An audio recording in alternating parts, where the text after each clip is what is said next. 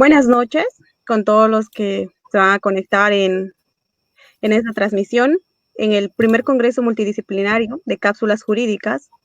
En esta noche tengo el honor de presentar a Carlos Humberto Condori Pilco. Él es estudiante de la Universidad Privada de Tacna, miembro del Círculo de Estudios Jurídicos Multidisciplinario de Tempus, miembro de Cápsulas Jurídicas. En esta noche el tema que él tratará será la Ley 1410 desde un supuesto de la sola declaración de la víctima. Bienvenido, Carlos. Tienes carta abierta para empezar, Carlos. Gracias, compañera Lili. Gracias a todos, también los miembros de Cápsulas Jurídicas, por abrirnos esta oportunidad para poder explayar y dar a conocer los conocimientos que vamos adquiriendo día a día y a su vez, a través de ello, fortaleciéndonos a nosotros mismos por la cátedra que vamos intentando dar y mejorar cada vez más. Bueno, sin más preámbulo, voy a dar inicio a mi exposición. El tema es un tema que considero muy importante, de mucha relevancia jurídica, tanto social, que se da diariamente en nuestra sociedad, llamado, al cual yo le di como nombre, Importancia de la Ley 1410 y la sola declaración de la víctima. Bueno, voy a empezar. Espero poder cumplir con las expectativas que tienen muchos de mis compañeros y amistades. Y bueno, trataré de ser también no lo menos técnico posible, porque considero que ya es un tema que no solamente nos compete o nos interesa a la comunidad jurídica, sino también a toda la sociedad y a todos los jóvenes o personas que en algún momento han sido acosados, ¿no? o víctimas de estos delitos que voy a exponer. Bueno, la importancia de la Ley 1410 y la sola declaración de la víctima. La Ley 1410 fue un decreto legislativo que se dio por la violencia que afectaba a nuestra sociedad, sobre todo al sexo femenino, la cual sufría con mucho acoso, mucha violencia verbal, mucha cosificación de parte de la cultura que impera en nuestra sociedad, que es la cultura machista. Lamentablemente, estas conductas se han normalizado conforme ha pasado el tiempo, ¿no? Se ha tomado una conducta normal, el hecho de cosificar a una mujer, el hecho de darle una etiqueta en la cual la mujer viene a ser un objeto sexual o viene a ser alguien que debería de cumplir con los deseos de aquellas personas que se creen estar por encima, ¿no? Lo que nos trajo la ley fueron 4 delitos: el delito de acoso sexual, acoso en su sentido genérico, difusión de imágenes íntimas, difusión de audios o audiovisuales, y también el delito el delito llamado comúnmente, ¿no?, como pasar el pack, y como último el chantaje sexual. Estos 4 delitos son los que nos trajeron esta ley. Bueno, a raíz también del caso de Ivy Ágredas, ¿no?, el lamentable caso en el cual ella no pudo haber denunciado este acoso por el cual sufría, puesto que en ese entonces no existía este delito. La ley recién ha entrado en vigencia en nuestro país a partir de septiembre de 2018. Antes de esa fecha, pues no estaba tipificado en nuestro Código Penal el delito de acoso sexual, chantaje sexual y difusión de imágenes íntimas, tal cual lo muestra como hoy en día. Bien, voy a empezar por el acoso. Si bien el artículo 151 de nuestro Código Penal nos dice que el acoso tiene una forma reiterada, continua o habitual de darse. Muy comúnmente se ha criticado esta posición, puesto que muchas veces no, esta actitud, esta forma de acoso no es reiterativa. Y bueno, nuestro legislador penal ha tomado en consideración esta conducta, puesto que el acoso no necesariamente tiene que ser una conducta reiterativa, continua o habitual, puede ser una sola vez. Dando lectura aquí al artículo, nos dice que de forma reiterada, continua o habitual y por cualquier medio, vigila, persigue, hostiga, asedia o busca establecer contacto o cercanía con la persona sin su consentimiento, de modo que puede alterar el normal desarrollo de su vida cotidiana. Resalto esas palabras de reiterativa, continua o habitual porque es un caso común del acoso, ¿no? El hecho de ser asediada, hostigada, el hecho de ser perseguida por personas que quieren mantener un contacto, no necesariamente sexual. Este es el acoso en tipo genérico. No busca una connotación sexual. Ahora, de modo que puede alterar el normal desarrollo de su vida cotidiana. Resalto esta palabra, ¿por qué? Porque si bien es cierto, el acoso lo puede, no todos percibimos o no todas las personas perciben las conductas de la misma forma. Para algunas personas, el hecho de ser perseguido o perseguida, o el hecho de ser, como quien dice, oye, como se dice hoy en día, stalkeado, es una forma de cariño, quizás, una conducta que le agrada, pero para otras personas no es así. Para otras personas, quizás toman esta conducta como peligrosa, como intimidante, ¿no? Siempre la cosa se va a dar sin el consentimiento. A eso me voy. No todos percibimos de la misma manera las conductas de los demás. Es por eso que el acoso se va a delimitar en el consentimiento. Si la persona que sufre esta conducta, si la persona que recibe esta conducta, si la persona que es perseguida es asediada, si esa persona consiente esa actitud, esa forma de ser, entonces no estaremos dentro de un acoso. Va a depender mucho de cómo la víctima va a tomar, va a recibir, va a percibir esta conducta. Ahora, la misma pena se aplica con todos los presupuestos anteriores, pero variando este último, aun cuando la conducta no hubiera sido reiterada, continua o habitual. Aquí tenemos que tener en cuenta, como les dije hace un momento, que el acoso no quiere decir que sean todos los días solamente, o que sea cada vez por semana. Puede suceder una vez a la semana, una vez al mes.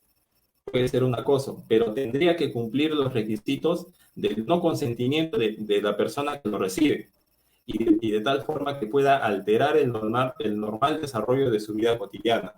Por ejemplo, si todos tenemos un camino por el cual siempre ir a nuestro lugar de trabajo, un hábito, y por motivo de este asedio, de este acoso que realiza alguna persona, tenemos que cambiar nuestro camino al trabajo, quizás tomar otro tipo de movilidad, o quizás querer que algún tercero nos acompañe. Esas conductas que alteran nuestro normal desarrollo de la vida cotidiana son requisitos que se toman en cuenta en el acoso. Ahora, de igual pena se aplica a quien realiza las mismas conductas valiéndose del uso de cualquier tecnología de la información o de la comunicación. Aquí entran hoy en día por ejemplo, las notificaciones de Facebook, ¿no? O los chats, el Messenger, puesto porque muchas veces se ha publicado, ¿no? Que tomas una captura de pantalla en la cual muestras tu notificación llenas de una sola persona a la que le podría gustar algunas de tus fotos, o le da like a todos tus comentarios o a todas tus publicaciones. Quizás a algunas personas les guste, otras personas lo toman como incómodo, ¿no? Como si te estuviesen observando. Ahí está determinado también el acoso, en el consentimiento de la víctima. Si lo percibe de una forma en la cual pueda generar en ella un sentimiento de intimidación, de peligro, ¿no? A esto me refiero con acoso. Ahora, el decreto legislativo 1410, el cual les comenté que fue promulgado en septiembre de 2018, trajo consigo el acoso y el acoso sexual. El acoso y el acoso sexual son delitos muy similares. Tienen prácticamente los mismos presupuestos, las mismas agravantes, pero la única diferencia es que el acoso genérico no tiene una connotación sexual, a diferencia del acoso sexual, que esta tiene un significado sexista, ¿no? Que quien acosa lo hace por un motivo referido a la sexualidad, al sexo, querer mantener relaciones íntimas con la persona a la cual está persigue. Verbos rectores del acoso y el acoso sexual, como hace un momento hemos leído: vigilar, perseguir, hostigar, asediar, buscar establecer contacto. Estas conductas son las que tienen que la persona que realice el acoso debe de hacer. Puede vigilar, puede perseguir, hostigar, asediar.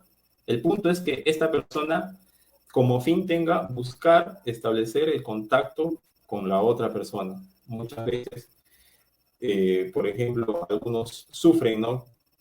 Porque se dan cuenta que son vigiladas en el paradero del bus, son vigiladas en el lugar de a qué hora salen quizás de la universidad, en su lugar de trabajo, qué línea toman, o tal vez también el típico de revisar, ¿no? El WhatsApp, el chat de WhatsApp, donde te das cuenta a qué hora se conecta, a qué hora no.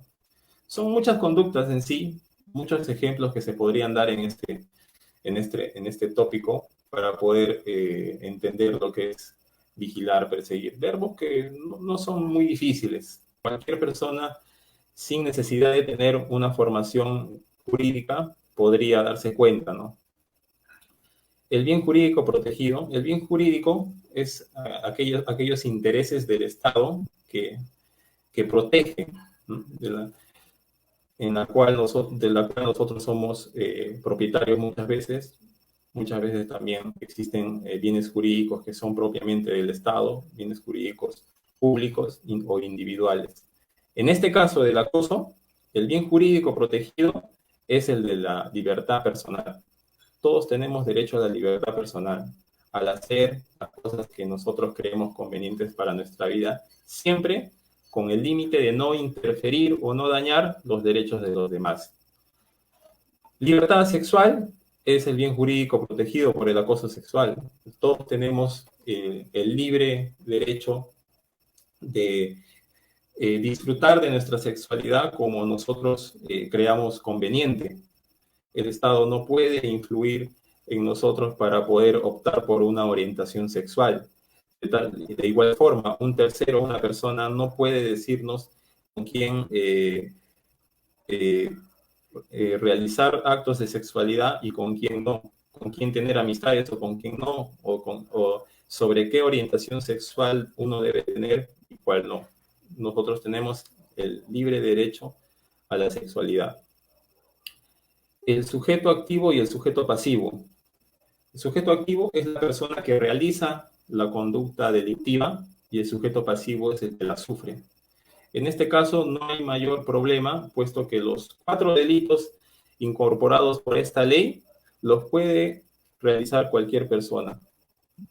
La persona que puede sufrir estas conductas de igual manera no requiere alguna cualidad específica para poder calzar en el delito de acoso, acoso sexual y demás que voy a seguir explicando. Las agravantes. Considero aquí que las agravantes son importantes de conocer o de analizar, puesto porque son actividades comunes de nuestra vida diaria, o mejor dicho, son situaciones en las que nosotros, en situaciones en las que cualquier persona podría sufrir en su vida cotidiana, de tal manera que el legislador penal ha considerado castigar con mayor fuerza este tipo de conductas, ¿no? Por ejemplo, la víctima es menor de edad, persona adulta mayor, o se encuentra en estado de gestación o con discapacidad. Aquí el fundamento que le ha dado el legislador penal para que el delito de acoso sea castigado con mayor severidad cuando la víctima es menor de edad, adulta mayor, está embarazada o se encuentra con alguna discapacidad, es por la vulnerabilidad de la víctima, porque una víctima en estas situaciones no posee un resguardo suficiente, es más vulnerable, es más fácil de poder asediar, por así decirlo. Es por eso que se reprime con mayor severidad cuando la víctima está en alguna de estas circunstancias. Ahora, la víctima o el agente tienen o han tenido una relación de pareja, convivientes, cónyuges, vínculo parental, consanguíneo o por afinidad. Personas que han sido enamorados, son novios, también que han sido esposos, o simplemente un vínculo parental, ¿no? Que puede ser tíos, primos, o por afinidad simplemente. De igual manera, aquí el Estado reprime con mayor severidad porque aparte o sumada a la conducta de acechar a una persona, aquel victimario que realiza este tipo de conductas, pues tiene mayor alcance sobre estas personas, ¿no? Conoce sus rutas, conoce sus hábitos diarios, y esto puede generar mayor sensación de peligro en la víctima. Ahora, la víctima habita el mismo domicilio. Aquí entran, por ejemplo, los alquileres, aquellas personas que alquilan un piso de una casa, o aquellos que viven en un condominio. En un piso vive una familia, en el otro piso otro. De igual manera, se reprime con mayor severidad porque la persona ya no se siente segura en el lugar donde vive, ¿no? La víctima se encuentra en condición de dependencia o subordinación respecto a la gente. Se da muy comúnmente en los trabajos, ¿no? En las instituciones en las que uno se desempeña, el jefe superior, aquella persona a la que nosotros tenemos que rendir informes, por tener un cargo superior, un nivel jerárquico superior al de nosotros, es que se castiga con mayor severidad, porque se aprovecha de esta posición jerárquica para poder realizar este tipo de conducta, ¿no? El de acoso. Y bueno, como última agravante, la conducta que se lleva a cabo en el marco de una relación laboral, educativa o formativa de la víctima. Aquí, por ejemplo, se coincide con la agravante de dependencia subordinación. La diferencia es que aquí no hay subordinación. Por ejemplo, los profesores de un colegio no tienen ninguno que responde a otro como subordinado. Pues si en esta situación quien te acosa sería tu jefe, entonces calzaría la condición de dependencia o subordinación, ¿no? Si el que te acosa sería una persona de tu rango, de tu rango, o de tu mismo rango, pues entonces también sería la última agravante, ¿no? Es por eso que yo he considerado que son importantes conocer estas circunstancias que se dan día a día, y las personas que sufren al acoso se dan cuenta que están mayor protegidas, ¿no? Con la conducta que reciben, es reprimida con mayor severidad cuando ocurren estas circunstancias. A ver, en el caso de acoso y acoso sexual, como dije, el acoso, el que acabo de explicar, se diferencia con el acoso sexual con la consideración que no tiene actos de connotación sexual. Pero uno se puede preguntar son actos de connotación sexual? ¿Cómo me doy cuenta si es que estoy dentro de este tipo de conductas, ¿no? ¿Cómo sé quién define qué es connotación sexual? Hace años, en febrero de 2003, eh, se publicó la Ley de Prevención del Hostigamiento Sexual. Aquí se define lo que es un hostigamiento sexual. Fue modificado con el decreto legislativo 1410, que a pesar de incorporar estos 4 delitos, modifica también el concepto de hostigamiento sexual, el cual voy a pasar a la lectura porque es un concepto corto y de mucha relevancia para las personas que en duda quizás si es que están dentro de una actitud sexual, ¿no? Están, si son víctimas de acoso sexual o no, como te das cuenta si estás sufriendo por acoso sexual o no. Por ejemplo, el hostigamiento sexual es una forma de violencia que se configura a través de una conducta de naturaleza o connotación sexual o sexista, no está por la persona contra la que se dirige, que puede crear un ambiente intimidatorio, hostil o humillante, o puede afectar su actividad, situación laboral, docente, formativa o de cualquier otra índole. Yo resalté reiterativa en el concepto anterior, porque en el concepto de ahora ya no está incluida esa palabra. Para que sea, para definir un hostigamiento sexual, un acto de repudio que sea de carácter sexual, ya se necesita que sea reiterativo, basta que sea una sola vez. Este acto tiene que crear un ambiente intimidatorio, hostil o humillante. La persona que sufre un acto de hostigamiento sexual va a aparecer este tipo de ambientes. Se va a sentir intimidado o intimidada, se va a sentir humillado, va a sentir que se está vulnerando su derecho a la dignidad, el cual todos poseemos. Muchas veces, o bueno, se ha normalizado el hecho de tener algunas conductas machistas o algunas conductas que cosifican a la mujer, porque son las que se han dado con mayor frecuencia. Pero se tiene que poner en claro también que estas conductas no solamente sufren las mujeres, sino también los varones.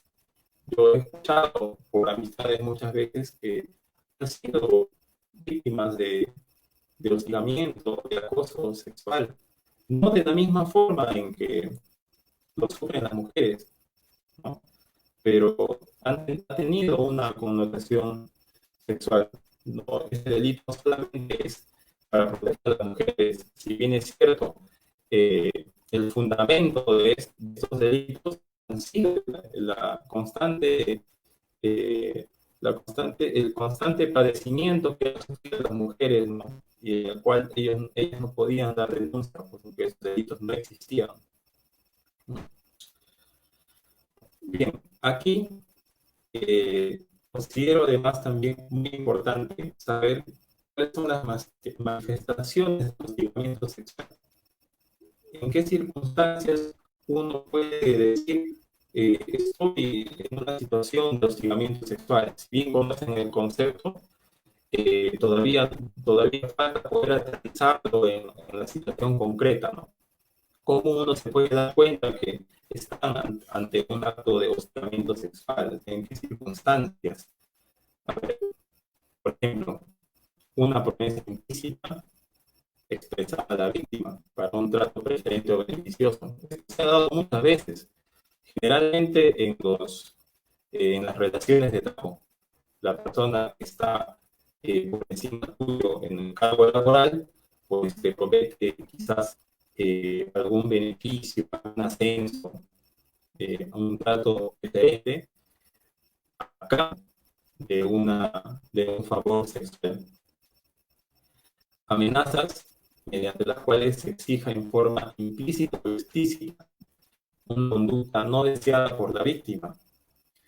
Por ejemplo, aquí tenemos que entender que no puede ser cualquier conducta, sino una conducta que sea referente al ámbito sexual. Por ejemplo, una conducta que yo no desea es levantarme muy temprano cuando hace mucho frío, por ejemplo. esta conducta no tiene una conducta sexual si alguien viene, si una persona viene y me dice que no es así. Se tienen que enmarcar estas manifestaciones, estas circunstancias, en el concepto de hostigamiento sexual. El acto debe ser claramente relacionado a un acto de connotación sexual. Uso de términos de naturaleza o connotación sexual o sexista. De igual manera, puede ser por chat, puede ser verbalmente. Muchas veces se han dado estas circunstancias, ¿no?, en las cuales la mayor parte han sido en contra de las mujeres. Acercamientos corporales. Se ha visto muchas veces en las noticias como en los metros de Lima se han realizado este tipo de conductas, ¿no?, que son despreciables, que afectan de manera grave a la dignidad de la mujer. Trato judicial o sí, por el rechazo de las conductas señaladas en este artículo.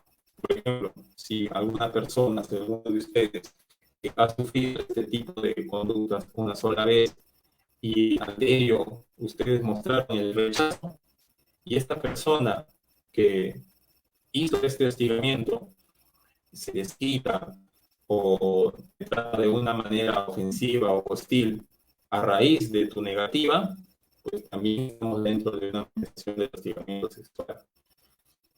Estas manifestaciones, este concepto, son importantes saber para que una persona, cualquier persona, se dé cuenta en qué situaciones está sufriendo de un hostigamiento sexual, porque si bien es cierto, podría sufrir algo que tú crees que es, pero si no conoces el concepto, muchas veces quizás te puedas equivocar y al momento de realizar tu denuncia, simplemente se archive y no y culpes quizás la justicia de no actuar de la manera en que tú creíste, pero en realidad es que uno debe conocer también algunos conceptos generales en los cuales podrían ayudarlo a hacer respetar sus derechos, ¿no?, que no solamente es un trabajo para un operador jurídico, ¿no?, para todo el tipo de personas que busquen, ¿no?, el trato igualitario en su vida diaria.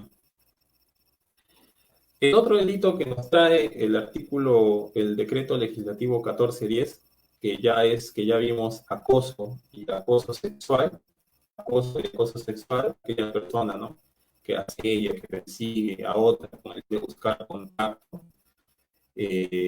También nos trajo en este compendio el tercer delito, que es difusión de imágenes visuales o audios de contenido sexual. Esto es lo que comúnmente se llama pasar el PAC, ¿no? El que sin autorización difunde, revela, publica, cede, comercializa imágenes, materiales audiovisuales o audios con contenido sexual de cualquier persona que obtuvo con su anuencia, ¿no?, la anuencia. Este delito es muy realizado, pero también algo criticado, ¿no? ¿Cómo podemos darnos cuenta cuando configura una situación, es delito, cómo una situación concreta se puede subsumir en el delito? Los verbos rectores son claros, ¿no? Lo que tiene que hacer la persona que este delito tiene que difundir, revelar, publicar, ceder, comercializar. Veo que eh, no tiene mucho nivel de complicidad para poder descifrarlos, pero considero que deberíamos tener en cuenta los dos últimos, el ceder y el comercializar. Un ejemplo de esto es lo que muchas veces ha ocurrido, una pareja de enamorados en un momento íntimo ha decidido grabarse. La, la mujer, la chica, comete esta conducta. ¿Qué es lo que pide este delito? Que la grabación, que quizás las fotos, esos actos íntimos ocurridos en una relación de pareja, sean consentidos por la persona. Puede ser la mujer o el varón. se puede grabar la mujer o el varón, se pueden grabar ambos. El punto es que haya consentimiento. Por ejemplo, eh, una pareja de enamorados, muy enamorados, se graba. O bueno, la chica consciente que el enamorado la grabe o le tome fotografías. Ella consciente de eso. Lo que ella no le ha dado autorización, no le ha permitido, es que el enamorado difunda esas fotos, las publique, ¿no? las, las dé a otras personas. Pero ocurre muchas veces, ¿no? Eh, Quizás utiliza un término machista, mm, pero es a raíz de conductas del sistema patriarcal que es el machismo, es que han salido a estos cuatro delitos, ¿no? Que han creado estos cuatro delitos. El enamorado, por ejemplo, por dárselas de galán, diciéndolo coloquialmente, por querer mostrar una mayor virilidad o quizás una mayor hombría en su creencia, comparte con sus amistades las fotos o videos en el cual aparece, ¿no?, su enamorada. Y estos amigos lo comparten. O sea, el enamorado lo compartió quizás con un amigo, quizás con dos.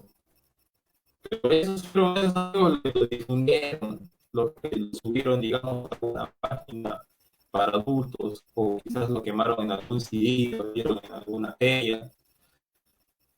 El punto es que el enamorado que obtuvo esa filmación o esas fotos, esa imagen con la autorización de su enamorada, ese enamorado lo comparta con otra persona, sea con una o con dos, hasta que lo comparta, lo puede difundir, velar, publicar, en este caso, ceder.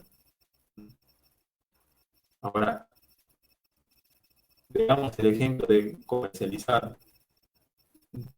La pareja enamorada, la misma pareja, en este caso el enamorado no le muestra el contenido íntimo a su amigo, sino lo intenta vender, quizás a una página, quizás, no sé, a algunos traficantes, algunas personas que se dediquen a este negocio, pues lo venden, lo comercializan, ¿no?, a fin de tener una retribución económica. De igual manera, cumple ahí este delito. Aquella persona que graba fotografías con el consentimiento de la otra y lo difunde. Ahí se cumple esta conducta. Tiene dos agravantes. Es cuando la víctima mantenga o haya tenido una relación de pareja con el agente. Caso de enamorado, es lo que comúnmente ha pasado en nuestra sociedad. Lo que pasa, ¿no?, eh, es que actualmente, o bueno, ya ni tan actualmente, las parejas que consideran una, una forma de motivar o de llevar a cabo la relación sentimental de una forma actualizada, ¿no? Quizás a la par con la última moda, por así decirlo, ¿no? Lo cual, a mi parecer, no es criticable, porque la pareja en su intimidad puede decidir tranquilamente qué queda ahí, es de ambos. Solamente ambos lo quieran, no que alguno de ellos pues, lo difunda a otras personas, porque este delito eh, lastima, de, denigra gravemente la dignidad de la persona que lo sufre. Se imaginan un familiar suyo de sexo femenino que sea víctima de este tipo de conductas es muy vergonzoso. Ya prácticamente la vida no es la misma. Muy, mucho peor cuando la persona es sentimental o es vulnerable, psicológicamente no está muy formado o muy formada. Es un golpe muy duro. La segunda agravante, cuando para materializar el hecho utiliza redes sociales o cualquier otro medio que genere una diplomacia. O sea, este delito eh, se castiga con mayor severidad cuando el agente que lo divulga, o sea, digamos, en el ejemplo, lo divulga, pero ya, por decir, en un grupo de WhatsApp o en un grupo de Facebook o en su mismo perfil de Facebook donde todos pueden ver. En cualquier medio de comunicación en sí, ahí en esa situación es donde se reprime con mayor severidad. El bien jurídico protegido, el bien jurídico el Estado protege en, esta, en este delito es el derecho de intimidad. El derecho de intimidad que todos poseemos, todos tenemos derecho a decidir por nuestra intimidad, a decidir por qué vamos a hacer en esa esfera de privacidad en la cual todos tenemos, que no debe ser divulgada ni violada por otras personas, a menos que nosotros consentamos esa situación. Por último, que es un delito de acción penal privada, porque me parece que el legislador penal tuvo un error aquí, puesto que este delito a mi parecer es grave, pero es un delito de acción penal privada. ¿Qué quiere decir? Que si, por ejemplo, eh, yo soy víctima de la fusión de una imagen íntima mía por parte de una enamorada o una ex enamorada, entonces quien tiene la carga de prueba soy yo, por decir, yo la hago de fiscal, por así decirlo. Me contrato un abogado, le pido que realice una querella, junto yo las pruebas y hago mi denuncia ante el juez penal unipersonal. Considero que no debería ser un delito de acción penal privada, ¿no? Pero este técnico de difusión de imágenes, que es pasar el pack muy comúnmente, es un delito de acción privada. Los demás, el acoso sexual y chantaje sexual, sí uno puede tranquilamente hacer su denuncia en la comisaría o en la fiscalía. Después, este delito necesita que, y para realizar una querella, te contratas un abogado, el abogado la realiza, juntas las pruebas, y con todas esas pruebas tú realizas tu denuncia, ¿no?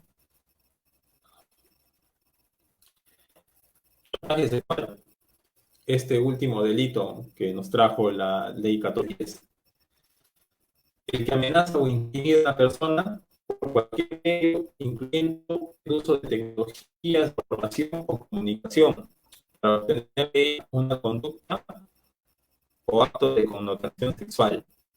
Se ha reprimido y bueno. Este delito se necesitan dos cosas para poder configurar ese delito, para poder tipificarlo. La amenaza o intimidación más un deseo de satisfacción sexual.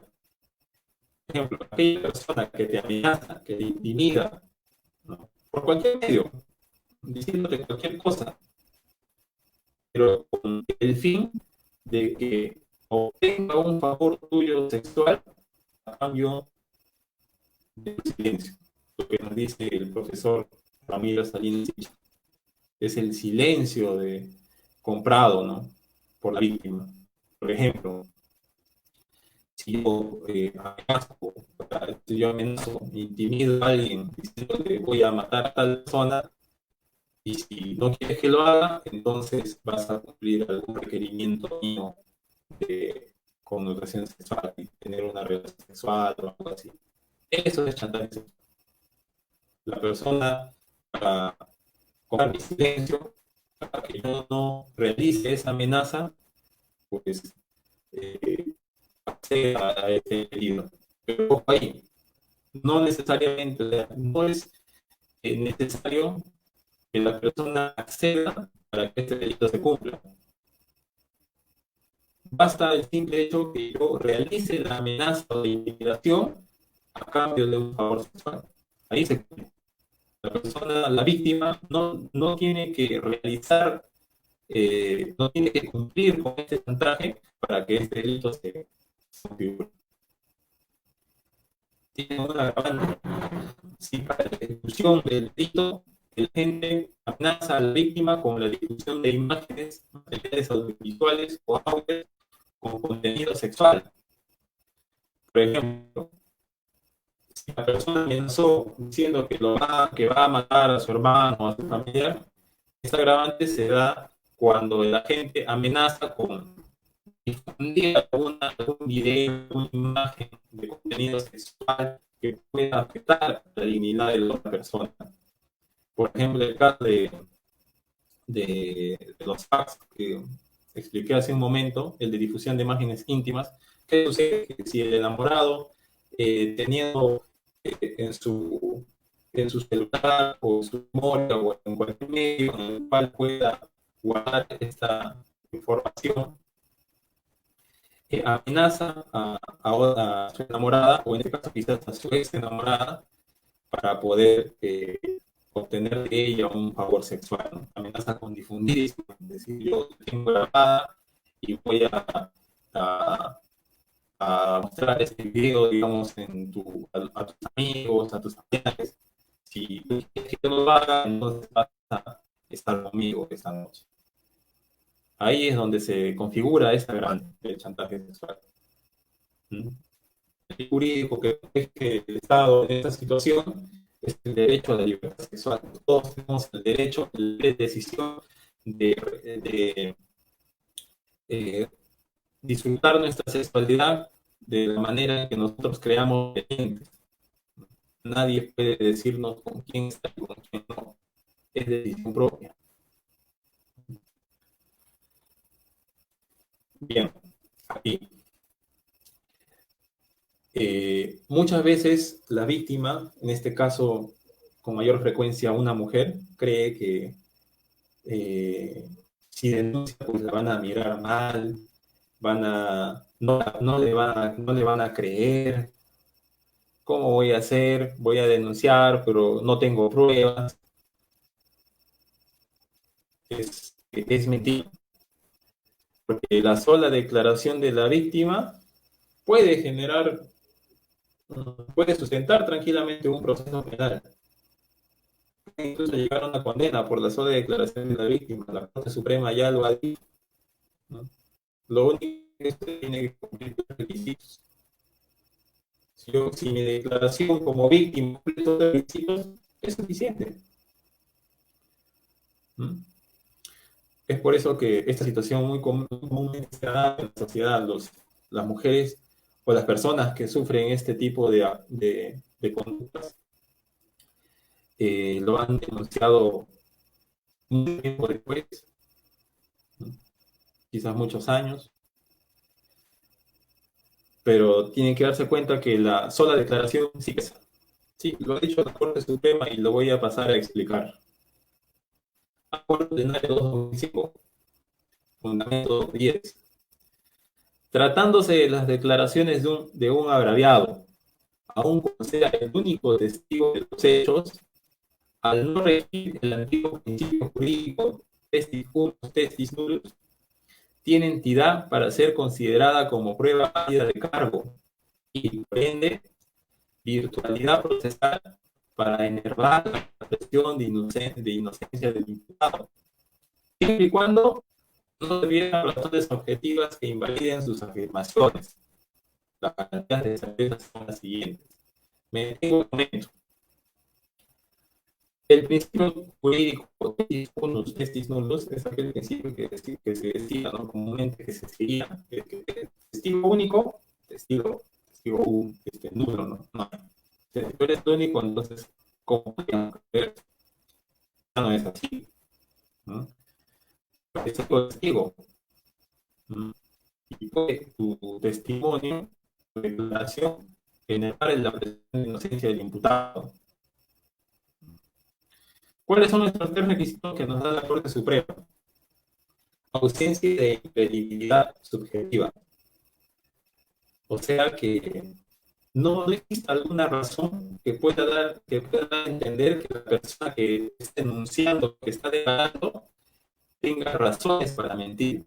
Por ejemplo, en una situación de odio, en una situación de extramovido, quizás la persona puede mentir por el hecho de que siente envidia, cuando se compruebe que no existe ninguna circunstancia que pueda conocer que existen otras condiciones que podrían incluir en esta declaración, se cumple el primer requisito. Verosimilitud. O sea que esta declaración sea veraz, sea de manera creíble, ¿no? Que no tenga variaciones, se podría decir, que pueda ser sustentada con algunos datos periféricos. Por ejemplo, actualmente, una captura de la conversación de WhatsApp o una foto. Pues sí, quizás hoy en día prácticamente hay cámaras en todas partes. Puedes denunciar el acoso en cierto lugar y alguna manera de vigilancia te va a filmar para que tu declaración pueda ser sustentada no con datos, no con muchas pruebas, podría decir, sino basta con datos periféricos, quizás alguna captura, alguna foto, alguna pequeña grabación. Quizás hay un testigo por ahí que ha visto que se ha acercado a ti, o puede ser. En el caso de labores de trabajo, por ejemplo, si una persona sufre este tipo de conducta de acoso, de chantaje, ¿no? Eh, realiza una queja, ¿no? Ante su supervisor de recursos humanos. Depende de la institución en la que se encuentra, siempre hay una gente que ve estos exámenes. Entonces, esta queja siempre va a quedar reportada, guardada, ¿no? Almacenada. Este, este, este dato también corrobora, ¿no? La declaración que podría hacer la víctima. Y como último, por supuesto, es la persistencia en la incriminación. O sea, que la declaración de la persona grabada, persiste en el tiempo. Quiere decir que no tenga quizás algunos cambios. Si el juez considera que esos cambios en la declaración no son importantes, entonces tiene persistencia. O sea, la sola declaración de la víctima podría sustentar un proceso penal y llegar a una condena. Si cumplen con estos tres requisitos, ¿no? O sea, las personas víctimas de acoso no tienen por qué sentirse líderes o creer que nadie les va a creer, ¿no? Porque hoy en día tienen mucha protección eh, por los operadores del Estado, ¿no? Ahora, aquí he considerado tres preguntas que pueden ser, sí, quizás importantes. Por ejemplo, puede considerarse acoso todo tipo de conductas de acercamiento no consentido. Definitivamente no, eh, porque no podemos encerrarnos, al menos los operadores jurídicos no pueden encerrarse solamente en el acoso en su manifestación del artículo 151b, sino hay otras conductas que también están incluidas en el acoso. Por ejemplo, en el caso de instituciones públicas o privadas, tienen sus reglamentos administrativos, ¿no?, que sancionan este tipo de conductas. Además de ello, el acoso tiene que generar de alguna forma un cambio ese hábito en el cual nosotros estamos acostumbrados. No todo tipo de conducta de acercamiento que no sea consentido es acoso. O sea, no a la primera uno puede decir que está siendo acosado. Muchas veces, por ejemplo, en la relación de amigos, una persona cree, ¿no?, que es mi amigo o es mi amiga y empezó a llamarlo reiteradas veces y dice, no, no sé qué hacer, me llama mucho. Eh, lo que lo que puede hacer es decir, ¿no?, a esta persona que esas conductas o esa forma en la que se quiere comunicar tan seguidamente, pues no le gusta, le está afectando. Quizás en algún momento la llama durante las noches, o durante las reuniones familiares, o durante sus clases, o lo que sea. Tiene que reiterarle, tiene que manifestarle su no consentimiento, ¿no?, porque eh, le está molestando, le está afectando. Una vez que esta conducta pues genera este malestar en la conducta diaria, es que ya podríamos considerar en el acoso en el tipo penal. Pero otro tipo de acosos ya serían quizás estuviéramos en otros tipos penales, quizás en un reglamento administrativo, ¿no? Donde envía una foto de un delito sexual, considero también que no. Muchas personas que conocen el caso de Andrés Villa, ¿no?, que se comunicó con el adolescente vía, me parece, Instagram, y tuvieron conversaciones. Y después de esas conversaciones, pues él le mandó una foto en la cual ya no le pareció adecuado y dejó de comunicación con él y denunció este hecho, ¿no? Considero que no, no porque no sea impable ese delito, sino porque considero que en los delitos informáticos, ¿no?, la ley 30.096.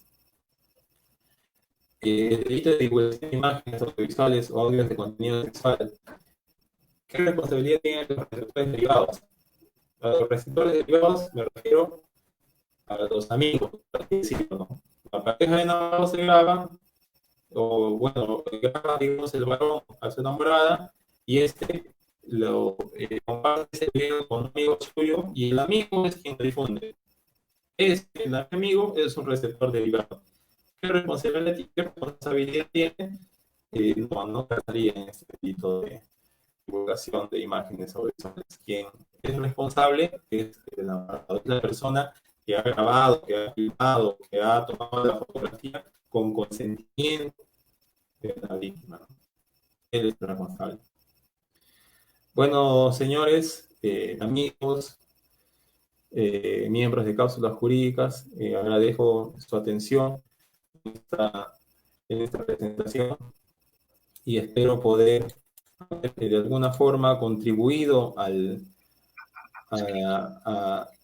conocimiento, ¿no?, que todos deberíamos adquirir respecto a conductas de acoso sexual. Y bueno, le doy pase a mi compañera para que dé el respectivo cierre de la presentación realizada. Gracias. Agradecemos a todos los que se han conectado en esta transmisión del primer Congreso Multidisciplinario de Cápsulas Jurídicas. De la misma te agradecemos a nuestro compañero por habernos dado un tema realmente muy interesante. Y gracias también a todos, ¿no? Y también invitarles a las siguientes transmisiones que vamos a tener. Y gracias, Eric. Sí, bueno, me despido. Espero que tengan una linda noche. Y bueno, gracias por la oportunidad de poder presentarme en esta ocasión.